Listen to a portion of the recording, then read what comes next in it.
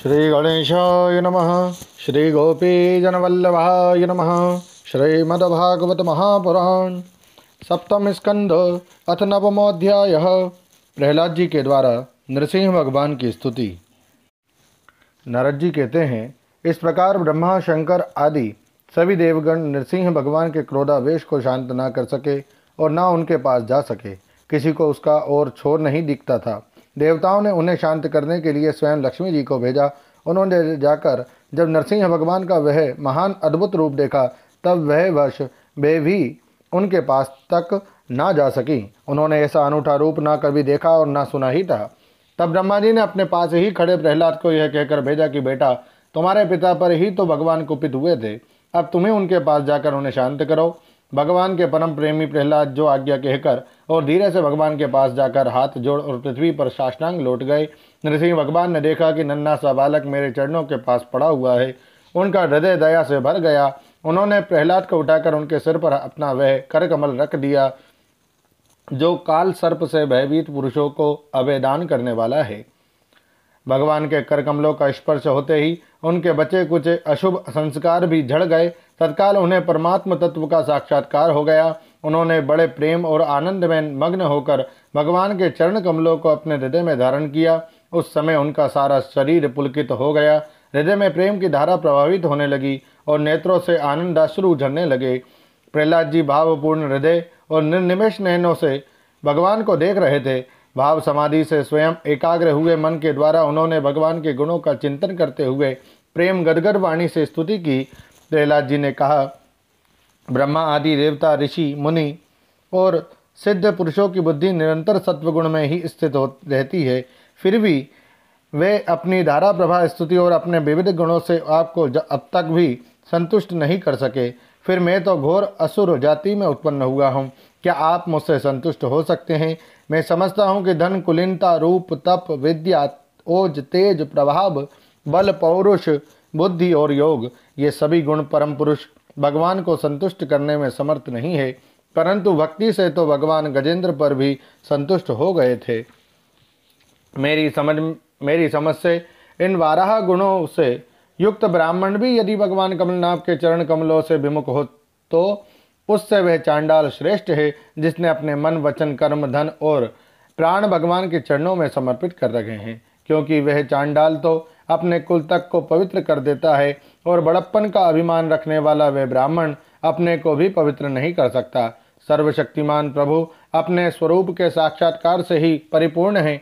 उन्हें अपने लिए क्षुद्र पुरुषों से पूजा ग्रहण करने की आवश्यकता नहीं है। वे करुणावश ही भोले भक्तों के लिए हित के लिए उनके द्वारा ही की हुई पूजा स्वीकार कर लेते हैं। जैसे अपने मुख का सौंदर्य दर्पण में दिखने वाले प्रतिबिंब को भी सुंदर बना देता है, वैसे ही भक्त भगवान के प्रति जो सम्मान प्रकट करता है वह उसे ही प्राप्त होता है। इसलिए सर्वथा अयोग्य और अनाधिकारी होने पर भी मैं बिना किसी शंका के अपनी बुद्धि के अनुसार सब प्रकार से भगवान की महिमा का वर्णन कर रहा हूँ। इस महिमा के गान का ही ऐसा प्रभाव है कि अविद्यावश संसार चक्र में पड़ा हुआ जीव तत्काल पवित्र हो जाता है। भगवान, आप सत्वगुण के आश्रय हैं। ये ब्रह्मा आदि सभी देवता आपके आज्ञाकारी भक्त हैं। ये हम दैत्यों के तरह आपसे द्वेष नहीं करते। प्रभु, आप बड़े बड़े सुंदर अवतार ग्रहण करके इस जगत के कल्याण एवं अभ्युदय के लिए तथा उसे आत्मानंद की प्राप्ति कराने के लिए अनेकों प्रकार की लीलाएं करते हैं। जिस असुर को मारने के लिए आपने क्रोध किया था वह मारा जा चुका। अब आप अपना क्रोध शांत कीजिए। जैसे बिच्छू और सांप की मृत्यु से सज्जन भी सुखी ही रहते हैं, वैसे ही इस दैत्य के संहार से सभी लोगों को बड़ा सुख मिला है। अब सब आपके शांत स्वरूप के दर्शन की बाट जो रहे हैं। नरसिंह देव, भय से मुक्त होने के लिए भक्तजन आपके इस रूप का स्मरण करेंगे। परमात्मन, आपका मुख बड़ा भयावना है। आपकी जीभ लपलपा रही है, आंखें सूर्य के समान हैं, भौहें चढ़ी हुई है, बड़ी पैनी दाढ़ें हैं, हाथों की माला, खून से लथपथ गर्दन के बाल बर्छे की तरह सीधे खड़े कान और दिग्गजों को भी भयभीत कर देने वाला सिंहनाद एवं शत्रुओं को फाड़ डालने वाले आपके इन नखों को देखकर मैं तनिक भी भयभीत नहीं हुआ हूँ। दीनबंधो, मैं भयभीत हूँ तो केवल इस असह्य और उग्र संसार चक्र में पिसने से मैं अपने कर्म पाशों से बंध कर इन भयंकर जंतुओं के बीच में डाल दिया गया हूँ। मेरे स्वामी, आप प्रसन्न होकर मुझे कब अपने उन चरण कमलों में बुलाएंगे जो समस्त जीवों की एकमात्र शरण और मोक्ष स्वरूप है। अनंतर मैं जिन जिन योनियों में गया उन सभी योनियों में प्रिय के वियोग और अप्रिय की संयोग से होने वाले शोक की आग में झुलसता रहा। उन दुखों को मिटाने की जो दवा है वह भी दुख रूप ही है। मैं ना जाने कब से अपने से अतिरिक्त वस्तुओं को आत्मा समझकर इधर उधर भटक रहा हूँ। अब आप उसे ऐसा साधन बतलाइए जिससे कि आपकी सेवा भक्ति प्राप्त कर सकूँ। प्रभो, आप हमारे प्रिय हैं, अहेतुक हितैषी सुहृद हैं। आप ही वास्तव में सबके परमाराध्य हैं। मैं ब्रह्मा जी के द्वारा गाई हुई आपकी लीला कथाओं का गान करता हुआ बड़ी सुगमता से रागादि प्राकृत गुणों से मुक्त होकर इस संसार की कठिनाइयों को पार कर जाऊंगा, क्योंकि आपके चरण युगलों में रहने वाले भक्त परमहंस महात्माओं का संग तो मुझे मिलता ही रहेगा। भगवान नरसिंह, इस लोक में दुखी जीवों का दुख मिटाने के लिए जो उपाय माना जाता है वे आपके उपेक्षा करने पर एक क्षण के लिए ही होता है। यहाँ तक कि माँ बाप बालक की रक्षा नहीं कर सकते, औषधि रोग नहीं मिटा सकती और समुद्र में डूबते हुए को नौका नहीं बचा सकती। सत्वादि गुणों के कारण भिन्न भिन्न स्वभाव के जितने भी ब्रह्मादि श्रेष्ठ और कालादि कनिष्ठ करता हैं उनको प्रेरित करने वाले आप ही हैं। वे आपकी प्रेरणा से जिस आधार में स्थित होकर, जिस निमित्त से, जिन मिट्टी और आदि उपकरणों से, जिस समय, जिन साधनों के द्वारा, जिस अदृष्ट आदि की सहायता से, जिस प्रयोजन के उद्देश्य से, जिस विधि से जो कुछ उत्पन्न करते हैं या रूपांतरित करते हैं वे सब और वह सब आपका ही स्वरूप है। पुरुष की अनुमति से काल के द्वारा गुणों में क्षोभ होने पर माया मनः प्रदान लिंग शरीर का निर्माण करती है। यह लिंग शरीर बलवान, कर्म में एवं अनेक नाम रूपों में आसक्त छंदों में है। यही अविद्या के द्वारा कल्पित मन, 10 इंद्रिय और 5 तन्मात्रा, इन 16 विकार रूप अरों से युक्त संसार चक्र है। जन्म रहित प्रभो, आपसे भिन्न रहकर ऐसा कौन पुरुष है जो इस मन रूप संसार चक्र को पार कर जाए। सर्वशक्तिमान प्रभो, माया इस 16 अरों वाले संसार चक्र में डालकर ईख के समान मुझे पेर रही है। आप अपनी चैतन्य शक्ति से बुद्धि के समस्त गुणों को सर्वदा पराजित रखते हैं और काल रूप से संपूर्ण साध्य और साधनों को अपने अधीन रखते हैं। मैं आपकी शरण में आया हूँ, आप मुझे इससे बचाकर अपनी सन्निधि में खींच लीजिए। भगवान, जिनके लिए संसारी लोग बड़े लालायित रहते हैं, स्वर्ग में मिलने वाली समस्त लोकपालों की वह आयु, लक्ष्मी और ऐश्वर्य मैंने खूब देख लिए। जिस समय मेरे पिता तनिक क्रोध करके हंसते थे और उससे उनकी भौहें थोड़ी टेढ़ी हो जाती थी, तब उन स्वर्ग की संपत्तियों के लिए कहीं ठिकाना नहीं रह जाता था, वे लुटती फिरती थी। किंतु आपने मेरे उन पिता को भी मार डाला, इसलिए मैं ब्रह्मलोक तक की आयु, लक्ष्मी, ऐश्वर्य और वे इंद्रिय भोग जिन्हें संसार के प्राणी चाहा करते हैं नहीं चाहता, क्योंकि मैं जानता हूँ कि अत्यंत शक्तिशाली काल का रूप धारण करके आपने उन्हें ग्रस्त रखा है। इसलिए मुझे आप अपने दासों की सन्निधि में ले चलिए। विषय भोग की बातें सुनने में ही अच्छी लगती है, वास्तव में वे मृग तृष्णा के जल के समान नितांत असत्य है। और ये शरीर भी जिससे वे भोग भोगे जाते हैं अगणित रोगों का उद्गम स्थान है। कहाँ वे मिथ्या विषय भोग और कहाँ ये रोग मुक्त शरीर, रोग युक्त शरीर। इन दोनों की क्षण भंगुरता और असारता जानकर भी मनुष्य इनसे विरक्त नहीं होता।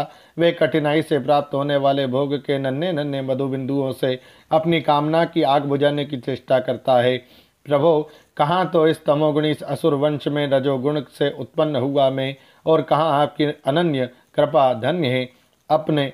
आपने अपना परम प्रसाद स्वरूप और सकल संतापहारी वह कवर कमल मेरे सिर पर रखा है, जिसे आपने ब्रह्मा, शंकर और लक्ष्मी जी के सिर पर भी कभी नहीं रखा। दूसरे संसारी जीवों के समान आप में छोटे बड़े का भेदभाव नहीं है, क्योंकि आप सबके आत्मा और अकारण प्रेमी हैं। फिर भी कल्प वृक्ष के समान आपका कृपा प्रसाद भी सेवन भजन से ही प्राप्त होता है। सेवा के अनुसार ही जीवों पर आपकी कृपा का उदय होता है, उसमें जाति गण उच्चता या नीचता कारण नहीं है। भगवान, ये संसार एक ऐसा अंधेरा कुआ है जिसमें काल रूप सर्प डसने के लिए सदा तैयार रहता है। विषय भोगों की इच्छा वाले पुरुष उसी में गिरे हुए हैं। मैं भी संगवश उसके पीछे उसी में गिरने जा रहा था, परंतु भगवान देवर्षि नारद ने मुझे अपना कर बचा लिया। तब भला मैं आपके भक्तजनों की सेवा कैसे छोड़ सकता हूँ। अनंत, जिस समय मेरे पिता ने अन्याय करने के लिए कमर कसकर हाथ में खड्ग ले लिया और वह कहने लगा कि यदि मेरे सिवा कोई और ईश्वर है तो मुझे बचा ले, मैं तेरा सिर काटता हूँ, उस समय आपने मेरे प्राणों की रक्षा की और मेरे पिता का वध किया। मैं तो समझता हूँ कि आपने अपने प्रेमी भक्त सनकादि ऋषियों का वचन सत्य करने के लिए ही वैसा किया था। भगवान, ये संपूर्ण जगत एकमात्र आप ही हैं, क्योंकि इसके आदि में आप ही कारण रूप से थे, अंत में आप ही अवधि के रूप में रहेंगे और बीच में इसकी प्रतीति के रूप में भी केवल आप ही हैं। आप अपनी माया से गुणों के परिणाम स्वरूप इस जगत की सृष्टि करके इसमें पहले से विद्यमान रहने पर भी प्रवेश की लीला करते हैं और उन गुणों से युक्त होकर अनेक मालूम पड़ रहे हैं। भगवान, ये जो कुछ कार्य कारण के रूप में प्रतीत हो रहा है वह सब आप ही हैं और इससे भिन्न भी आप ही हैं। अपने पराय का भेदभाव को अर्थहीन शब्दों की माया है, क्योंकि जिसका जन्म स्थिति लय और प्रकाश होता है वह उसका स्वरूप ही होता है। जैसे बीज और वृक्ष कारण और कार्य की दृष्टि से भिन्न भिन्न है, तो भी गंध तन्मात्र की दृष्टि से दोनों एक ही हैं। भगवान, आप इस संपूर्ण विश्व को स्वयं ही अपने में समेटकर आत्म सुख का अनुभव करते हुए निष्क्रिय होकर प्रलयकालीन जल में शयन करते हैं। उस समय अपने स्वयं सिद्ध योग के द्वारा बाह्य दृष्टि को बनकर आप अपने स्वरूप के प्रकाश में निद्रा को विलीन कर लेते हैं और तुरीय ब्रह्मपद में स्थित रहते हैं। उस समय आप ना तो तमोगुण से ही युक्त होते हैं और ना तो विषयों को ही स्वीकार करते हैं। आप अपनी काल शक्ति से प्रकृति के गुणों को प्रेरित करते हैं, इसलिए यह ब्रह्मांड आपका ही शरीर है। पहले यह आप में ही लीन था। जब प्रलयकालीन जल के भीतर शेष शैया पर शयन करने वाले आपने योग निद्रा की समाधि त्याग दी, तब बट के बीज से विशाल वृक्ष के समान आपकी नाभि से ब्रह्मांड कमल उत्पन्न हुआ। उस पर सूक्ष्मदर्शी ब्रह्मा जी प्रकट हुए। जब उन्हें कमल के सिवा और कुछ भी नहीं दिखाई ना पड़ा, तब अपने में बीज रूप से व्याप्त आपको वे ना जान सके और आपको अपने से बाहर समझकर जल के भीतर घुसकर 100 वर्ष तक ढूंढते रहे, परंतु वहां उन्हें कुछ नहीं मिला। ये ठीक ही है, क्योंकि अंकुर उग आने पर उसमें व्याप्त बीज को कोई बाहर अलग कैसे देख सकता है। ब्रह्मा को बड़ा आश्चर्य हुआ।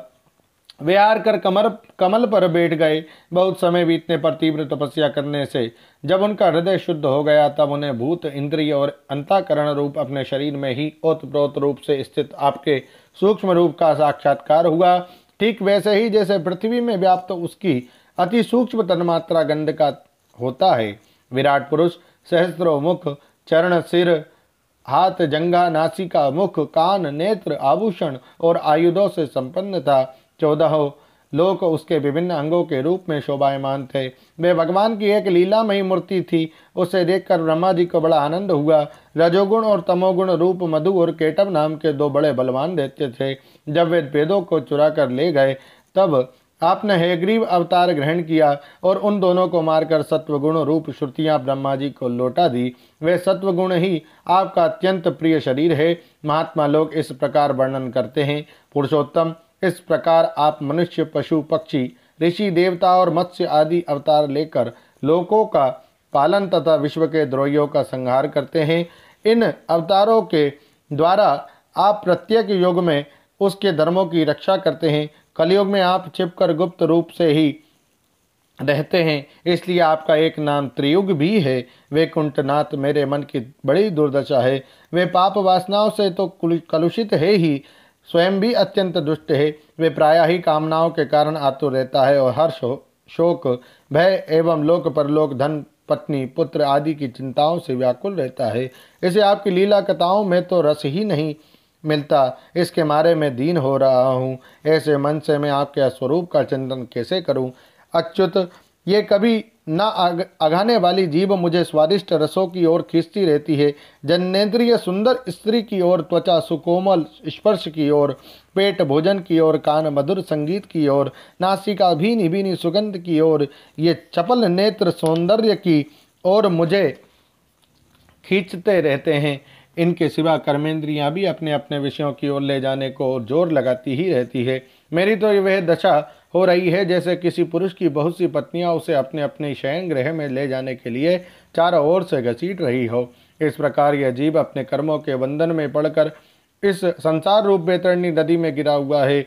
जन्म से मृत्यु और मृत्यु से जन्म और दोनों के द्वारा कर्म भोग करते करते यह भयभीत हो गया है कि यह अपना है, यह पराया है। इस प्रकार के भेदभाव से युक्त होकर किसी से मित्रता करता है तो किसी से शत्रुता। आप इस मूढ़ जीव जाति की यह दुर्दशा देखकर करुणा से द्रवित हो जाइए। इस भव नदी से सर्वदा पार रहने वाले भगवान इन प्राणियों को भी अब पार लगा दीजिए। जगत गुरु, आप इस सृष्टि की उत्पत्ति, स्थिति तथा पालन करने वाले हैं। ऐसी अवस्था में इन जीवों को इस भव नदी के पार उतार देने में आपको क्या प्रयास है? दीन जनों के परम हितैषी प्रभु, भूले भटके मूढ़ ही महान पुरुषों के विशेष अनुग्रह पात्र होते हैं। हमें उसकी कोई आवश्यकता नहीं है, क्योंकि हम आपके प्रियजनों की सेवा में लगे रहते हैं। इसलिए पार जाने की हमें कभी की चिंता ही नहीं होती। परमात्मन, इस भव बैतरणी से पार उतारना दूसरे लोगों के लिए अवश्य ही कठिन है, परंतु मुझे तो इससे तनिक भी भय नहीं है, क्योंकि मेरा चित्त इस बैतरणी में नहीं, आपकी उन लीलाओं के गान में मग्न रहता है जो स्वर्गीय अमृत को भी तिरस्कृत करने वाली परमामृत स्वरूप है। मैं उन मूढ़ प्राणियों के लिए शोक कर रहा हूँ जो आपके गुणगान से विमुख रहकर इंद्रियों के विषयों का माया में झूठा सुख प्राप्त करने के लिए अपने सिर पर सारे संसार का भार ढोते रहते हैं। मेरे स्वामी, बड़े बड़े ऋषि मुनि तो प्रायः अपनी मुक्ति के लिए निर्जन वन में जाकर मौन व्रत धारण कर लेते हैं। वे दूसरों की भलाई के लिए कोई विशेष प्रयत्न नहीं करते, परंतु मेरी दशा तो दूसरी ही हो रही है। मैं इन भूले हुए असहाय गरीबों को छोड़कर अकेला मुक्त होना नहीं चाहता, और इन भटकते हुए प्राणियों के लिए आपके सिवा और कोई सहारा भी नहीं दिखाई पड़ता। घर में फंसे हुए लोगों को जो मैथुन आदि का सुख मिलता है वह अत्यंत तुच्छ एवं दुख रूप ही है। जैसे कोई दोनों हाथों से खुजला रहा हो तो उस खुजली में पहले उसे कुछ थोड़ा सा सुख मालूम पड़ता है, परंतु पीछे से दुख ही दुख होता है। किंतु ये भूले हुए अज्ञानी मनुष्य बहुत दुख भोगने पर भी इन विषयों से अगाते नहीं। इसके विपरीत धीर पुरुष जैसे खुजलाहट को सह लेते हैं, वैसे ही कामादि वेगों को भी सह लेते हैं। सहने से ही उनका नाश होता है। पुरुषोत्तम, मोक्ष के 10 साधन प्रसिद्ध हैं। मौन, ब्रह्मचर्य, शास्त्र श्रवण, तपस्या, स्वाध्याय, स्वधर्म पालन, युक्तियों से शास्त्रों की व्याख्या, एकांत सेवन, जप और समाधि। परंतु जिनकी इंद्रियां वश में नहीं हैं, उनके लिए ये सब जीविका के साधन व्यापार मात्र रह जाते हैं।